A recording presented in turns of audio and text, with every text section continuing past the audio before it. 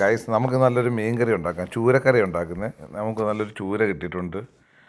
ഇവിടുത്തെ ചൈന കടയിൽ നിന്ന് കിട്ടിയതാണ്. അപ്പം ചൂരക്കറി ഉണ്ടെന്ന് നമുക്ക് ചട്ടി അടപ്പത്തോട്ട് വെച്ച് വെളിച്ചെണ്ണ ഒഴിച്ച് കടുക് പൊട്ടി വരുന്നതാണ്. കടുക് പൊട്ടി വരുമ്പോഴത്തേക്കിന് നമുക്ക് ചൂരക്കറിക്ക് നല്ല ടേസ്റ്റാണ് കേട്ടോ. കാരണം ഇവിടെ അല്ലാതെ വേറെ നല്ല മീനുകളൊന്നും കിട്ടത്തില്ല. പിന്നെ ഇച്ചിരി കറിവേപ്പില ഇടുക. കറിവേപ്പില ഇട്ട് നല്ല കറിവേപ്പില, ഫ്രഷ് കറിവേപ്പില ഇട്ടുമ്പോൾ അത് മേടിച്ച് വെച്ചേക്കണം. ഞങ്ങളിവിടെ അങ്ങനെ മേടിച്ച് വെക്കുന്നതാണ്.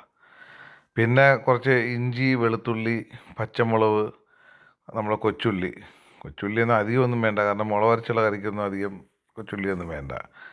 അത് കറി അല്ലാതെ തന്നെ കൊഴുപ്പ് കിട്ടിക്കോളും. നമ്മൾ തക്കാളിയൊക്കെ ചേർക്കുന്നതല്ലേ.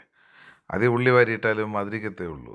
എന്നിട്ടത് നല്ലതായിട്ട് വഴറ്റി, ചിലർ ഒത്തിരി സവാളയൊക്കെ വാരിയിടുന്നതാണ് ഈ മുളക് അരച്ച കറിക്ക്. അത് നമുക്ക് അതിന് വേണ്ട. ഈ ചൂരയ്ക്കും അങ്ങനെയുള്ളതൊന്നും വേണ്ട. നമ്മൾ അയിലയൊക്കെ ചിലത് കറി വെക്കുമ്പോൾ നമുക്ക് സവാള ഇട്ട്, അത് വേറൊരു കറി, അത് ഞാൻ വേറൊരു ദിവസം വെച്ച് കാണിക്കാം. നമുക്കിത് മുളക് അരച്ച കറിയാണ്. മുളക് അരച്ച കറിക്ക് നമുക്ക് അത്ര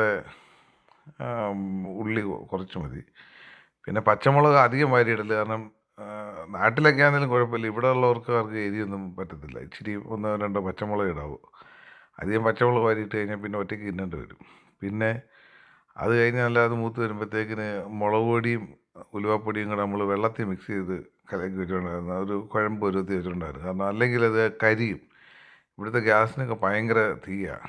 അപ്പം കരിയാതിരിക്കാൻ നമ്മളത് അങ്ങനെ വെച്ചിരുന്ന് കഴിഞ്ഞാൽ ഇത് ഒരു ടേസ്റ്റ് വ്യത്യാസം പറ്റില്ല, കരിഞ്ഞ ടേസ്റ്റ് വ്യത്യാസം പറ്റില്ല. പിന്നെ നമ്മൾ വേണ്ട തക്കാളി പേസ്റ്റും അരച്ച് വെച്ചിട്ടുണ്ടായിരുന്നു. അതും കൂടെ ഒഴിച്ച് കൊടുത്ത് നല്ല വൃത്തിയായിട്ട് ഇളക്കണം. ഈ ചട്ടി ഇവിടുത്തെ ചൂട് കൂടുതലായിട്ട് എപ്പോഴും സൂക്ഷിക്കണം, അടി പിടിക്കും.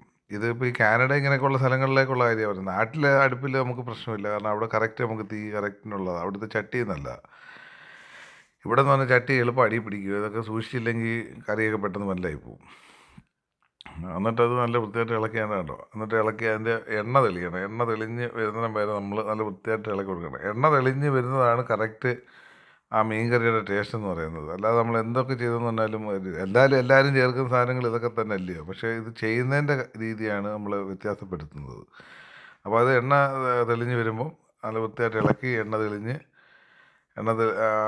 കഴിയുമ്പോൾ തന്നെ നമുക്ക് പുളി ഇട്ട് കൊടുക്കണം. പുളി ഇട്ട്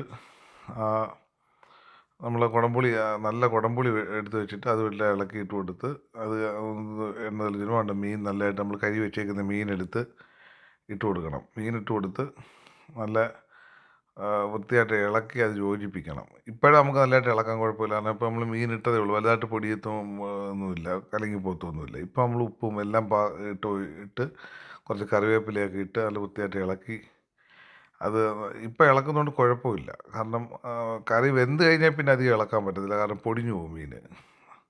പ്രത്യേകിച്ച് ഇവിടെയൊക്കെ മാസങ്ങളായി വന്ന മീനുകളാണ്. അപ്പോൾ ഇതൊക്കെ പെട്ടെന്ന് പൊടിഞ്ഞൊക്കെ പോകും. നാട്ടിലെ കൂട്ടല്ലല്ലോ. നാട്ടിൽ നമുക്ക് ഫ്രഷ് മീനൊക്കെ കിട്ടുമ്പോൾ ഇച്ചിരി ഇളക്കിയാലൊന്നും വരാനില്ല. അത് ഇളക്കി വൃത്തിയാക്കി നല്ലതായിട്ട് യോജിപ്പിച്ച് വൃത്തിയായിട്ട് പിന്നെ അടി പിടിക്കാത്ത രീതിയിൽ തന്നെ തീ അഡ്ജസ്റ്റ് ചെയ്ത് നോക്കണം. തീ ഒരുപാട് കൂട്ടി വെച്ച് കഴിഞ്ഞാൽ പണി കിട്ടും. എന്നിട്ട് അതിന് ഒരു പരുവുണ്ട്. ഇപ്പം തന്നെ ഒരു ഇളക്കി നമ്മൾ തിളച്ചേണ്ടോ കറി തിളച്ച് ചെറുതായിട്ട് തിളച്ച് ചാറൊക്കെ ഇറങ്ങി അതിൻ്റെ ഉപ്പും പുളിയൊക്കെ ഒന്ന് പിടിച്ച് കഴിയുമ്പം തന്നെ അത് നമ്മൾ ഇളക്കി ഒന്നുകൂടെ ഒന്ന് യോജിപ്പിച്ച് ആവശ്യത്തിന് ചാറിനുള്ള വെള്ളം ചേർക്കണം. അല്ലെങ്കിലും മീൻ നല്ലൊരു വെന്ത് വേണമെന്നുണ്ടെങ്കിൽ മീനിൻ്റെ മേലിൽ നിൽക്കത്തക്കണം വെള്ളം ചേർക്കണം. നമ്മളല്ലാതുള്ള വെള്ളമൊക്കെ കോരി ഒഴിച്ച് ഇല്ലായ്മയായി പോകും, കറി കൊള്ളത്തില്ല. പിന്നെ ടേസ്റ്റൊന്നും കാണത്തില്ല. വെറുതെ ഏതാണ്ട് കോരി കറി ഒഴിച്ച് കൂട്ടുന്ന പോലെ ഇരിക്കും. മീനിൻ്റെ ടേസ്റ്റൊന്നും വരികയില്ല. അപ്പോൾ പിന്നെ വെള്ളമെല്ലാം ഒഴിച്ച് കറക്റ്റ് ചെയ്ത് ആവശ്യത്തിനുള്ള വെള്ളം, ചൂടുവെള്ളം ഒഴിക്കണം. പച്ചവെള്ളം കോരി ഒഴിച്ചില്ല. പച്ചവെള്ളം ഒഴിച്ചാൽ കറി വാടിപ്പോവും. ചൂടുവെള്ളം ഒഴിച്ച് കഴിഞ്ഞാൽ കറക്റ്റായിട്ട് ഇരിക്കും. പച്ചവെള്ളം ഒരു കാരണവശാലും ഒരു കറിക്കും ഇടയ്ക്ക് വെച്ച് ഒഴിക്കില്ല. അത് കറി വാടിപ്പോവും. വാടിപ്പോയി കഴിഞ്ഞാൽ പിന്നെ കൊള്ളത്തില്ല. കറിവേപ്പിലയും കൂടെ ഇട്ട് മൂടി വെച്ച് കറി അടച്ച് വെച്ചിട്ട് ഒരു 10 മിനിറ്റ് കഴിഞ്ഞ് ഞാൻ തുറന്ന് നോക്കിയപ്പോൾ നല്ല കറക്റ്റായിട്ടുണ്ട്. നല്ല ഉപ്പും പുളിയെല്ലാം പിടിച്ച് നല്ല ടേസ്റ്റൊക്കെ ഉണ്ടോ എന്ന് നോക്കണം. ഇപ്പം ഉപ്പും പുളിയൊക്കെ ഉണ്ടോ എന്ന് നോക്കണം. കാരണം എനിക്ക് പറ്റണം. അപ്പോൾ ആ പറ്റുന്നതിന് മുട്ടായിട്ട് തന്നെ ഉപ്പും പുളിയെല്ലാം ഉണ്ടോ എന്ന് നോക്കി ഓക്കെ ആണെന്ന് കണ്ടു കഴിഞ്ഞാൽ തീ ഏറ്റവും കുറച്ച് ലോയിലിട്ട് വെച്ച് കുറച്ച് നേരം വെച്ച് കഴിഞ്ഞാൽ കറി ഓക്കെ, സൂപ്പർ.